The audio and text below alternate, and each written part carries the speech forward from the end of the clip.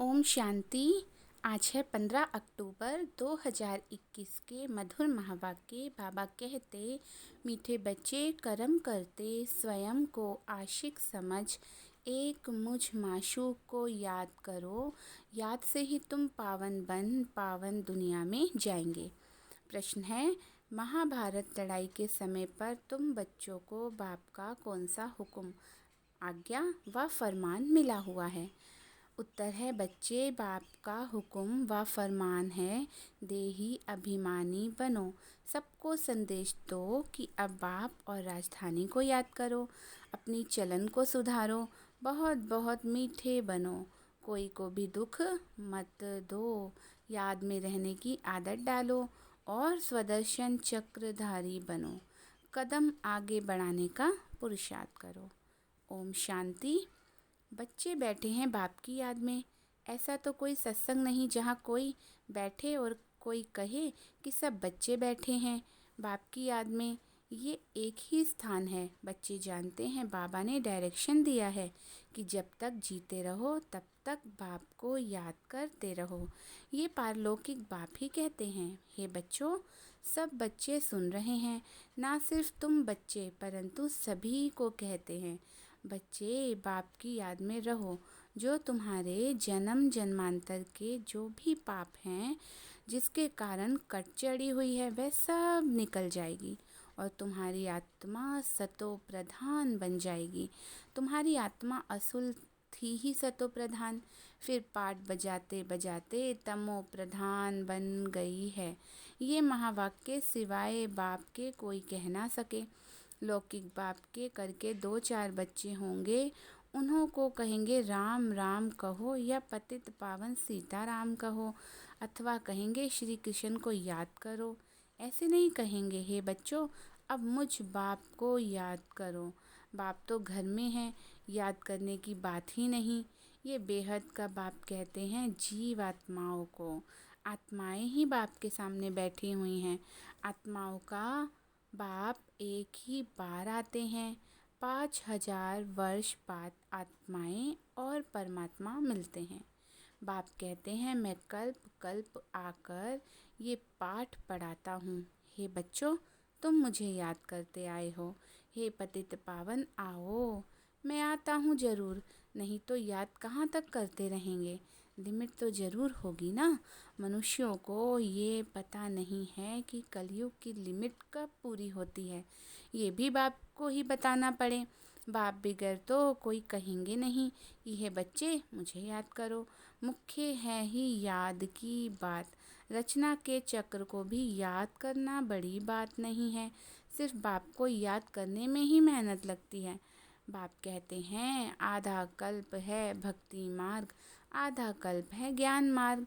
ज्ञान की प्रारब्ध तुमने आधा कल्प पाई है, फिर आधा कल्प भक्ति की प्रारब्ध, वह है सुख की प्रारब्ध, वह है दुख की प्रारब्ध। दुख और सुख का खेल बना हुआ है। नई दुनिया से पुरानी दुनिया में दुख। मनुष्यों को इन बातों का कुछ भी पता नहीं है। कहते भी हैं, हमारे दुख हरो सुख दो। आधा कल्प रावण राज्य चलता है, ये भी किसको पता नहीं है। सिवाय बाप के और कोई दुख मिटा नहीं सकता। शरीर की बीमारी आदि डॉक्टर मिटाते हैं, वह तो हो गया अल्पकाल के लिए। ये तो है स्थायी, आधा कल्प के लिए। नई दुनिया को स्वर्ग कहा जाता है। जरूर वहाँ सब सुखी होंगे, फिर बाकी इतनी सब आत्माएं कहाँ होंगी, ये कोई के भी ख्याल में आता नहीं है। तुम जानते हो ये नई पढ़ाई है, पढ़ाने वाला भी नया है। भगवानुवाच, मैं तुमको राजाओं का भी राजा बनाता हूँ। ये भी बरोबर है कि सतयुग में एक ही धर्म होता है, तो ज़रूर बाकी सब विनाश हो जाएंगे ना। नई दुनिया और पुरानी दुनिया किसको कहा जाता है? सतयुग में कौन रहते हैं, ये भी अभी तुम जानते हो। सतयुग में एक आदि सनातन देवी देवता धर्म का राज्य था। कल की तो बात है, ये कहानी है 5000 वर्ष की। बाप बताते हैं 5000 वर्ष पहले भारत में इन देवी देवताओं का राज्य था। वह 84 जन्म लेते लेते अभी पतित बने हैं, इसलिए अभी पुकारते हैं कि आकर पावन बनाओ।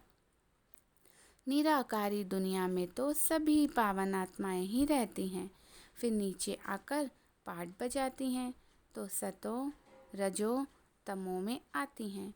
सतो प्रधान को निर्विकारी कहा जाता है, तमो प्रधान अपने को विकारी कहलाते हैं। समझते हैं ये देवी देवताएं निर्विकारी थे, हम विकारी हैं।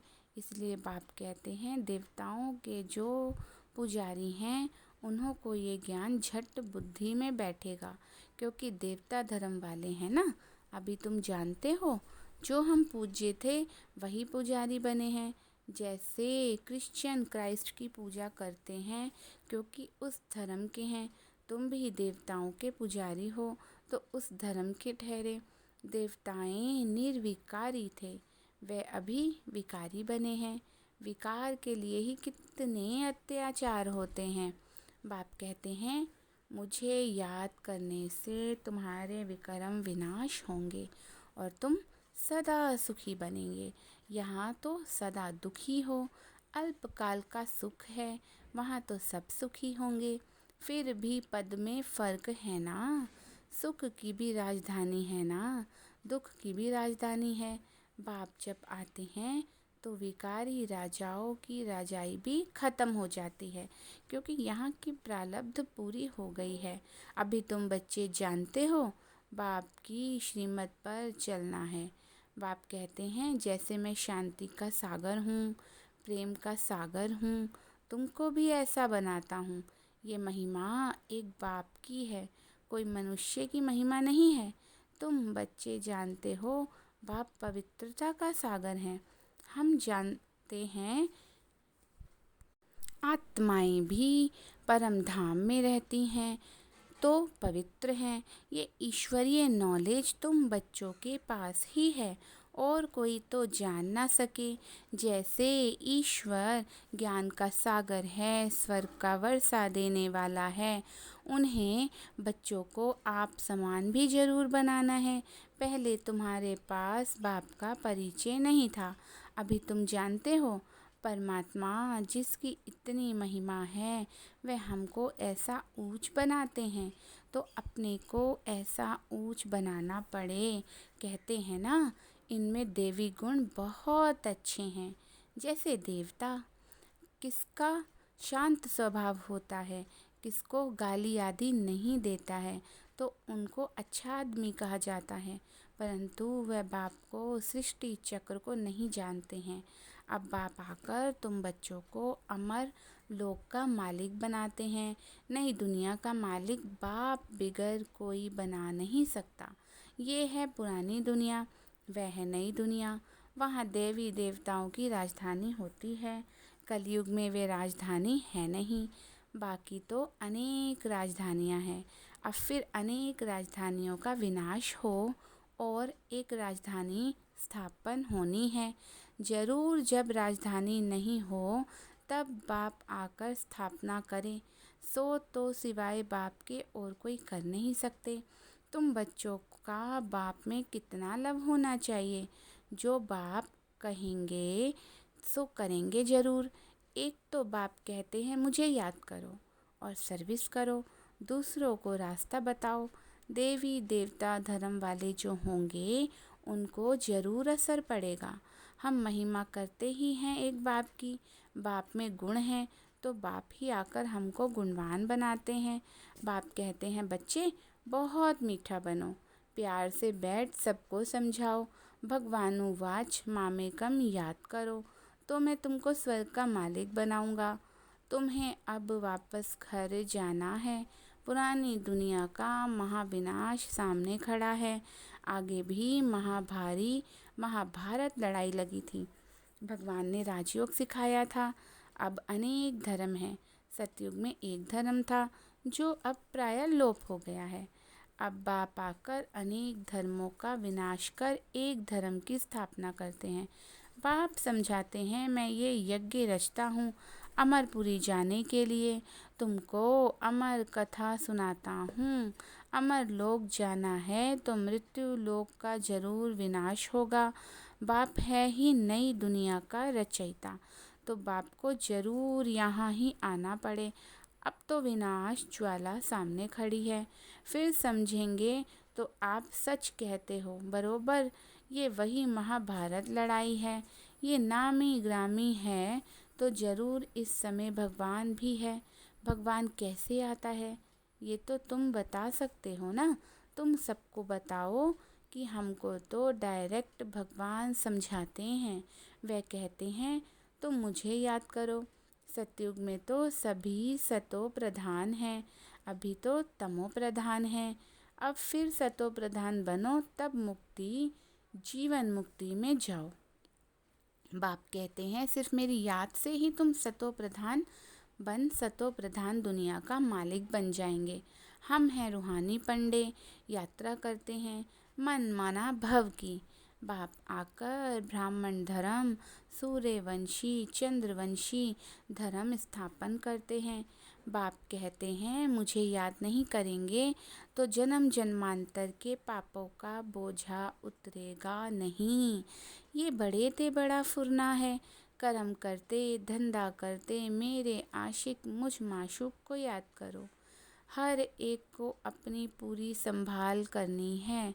बाप को याद करो, कोई पतित काम नहीं करो। घर घर में बाप का संदेश देते रहो कि भारत स्वर्ग था, लक्ष्मी नारायण का राज्य था, अभी नर्क है।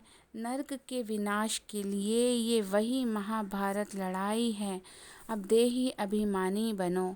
बाप का फरमान है मानो व ना मानो। हम तो आए हैं तुमको संदेश सुनाने। बाप का हुक्म है सबको संदेश सुनाओ।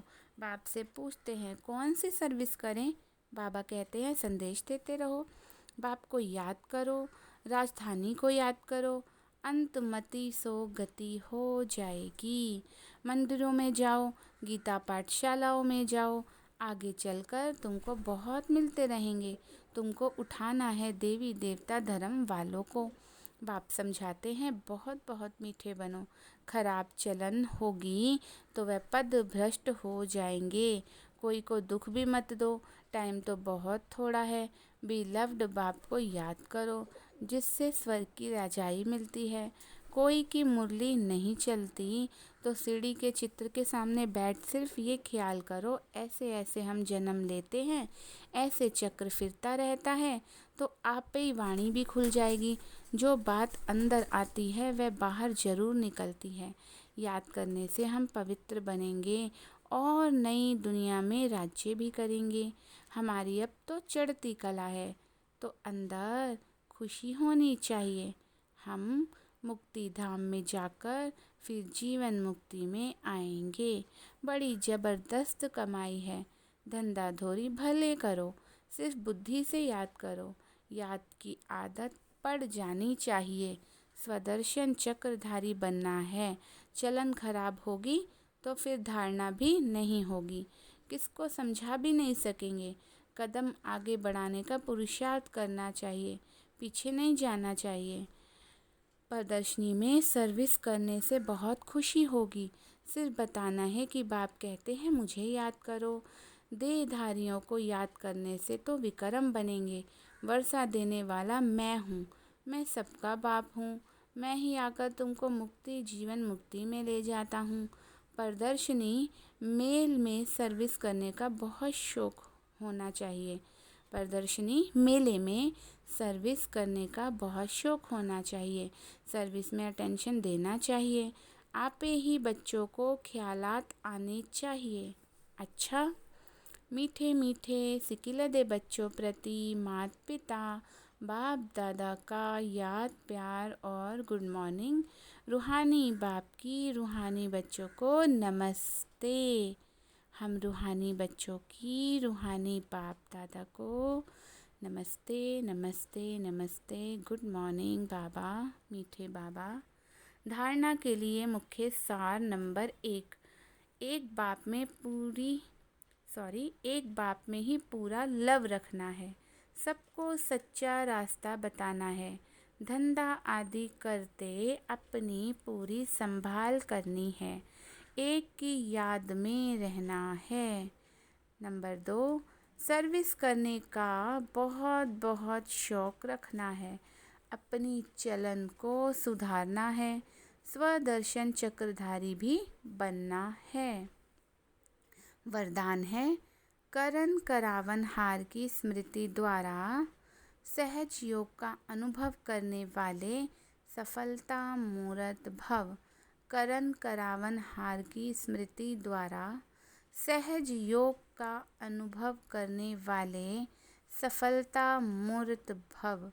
कोई भी कार्य करते यही स्मृति रहे कि इस कार्य के निमित्त बनाने वाला बैकबोन कौन है।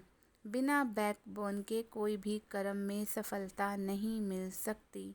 इसलिए कोई भी कार्य करते सिर्फ ये सोचो, मैं निमित्त हूँ, कराने वाला स्वयं सर्वसमर्थ बाप है। ये स्मृति में रख कर्म करो तो सहज योग की अनुभूति होती रहेगी। फिर ये सहज योग वहाँ सहज राज्य कराएगा, यहाँ के संस्कार वहाँ ले जाएंगे। स्लोगन है, इच्छाएं परछाई के समान हैं, आप पीठ कर दो तो पीछे पीछे आएंगी। इच्छाएं परछाई के समान है, आप पीठ कर दो तो पीछे पीछे आएंगी। आज की मुरली से स्वमान है, मैं आशिक बन एक माशूक को याद करने वाली आत्मा हूँ। दूसरा है, मैं एक बाप में ही पूरा लव रखने वाली आत्मा हूँ। तीसरा है, मैं सबको सच्चा रास्ता बताने वाली आत्मा हूँ।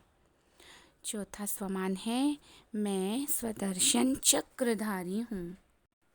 पांचवा स्वमान है, मैं करण करावन हार की स्मृति द्वारा सहज योग का अनुभव करने वाली आत्मा हूँ। छठा स्वमान है, मैं सफलता मूर्त आत्मा हूँ। सातवां स्वमान है, मैं सर्विस का बहुत बहुत शौक रखने वाली आत्मा हूँ। अच्छा जी, सभी को ओम शांति।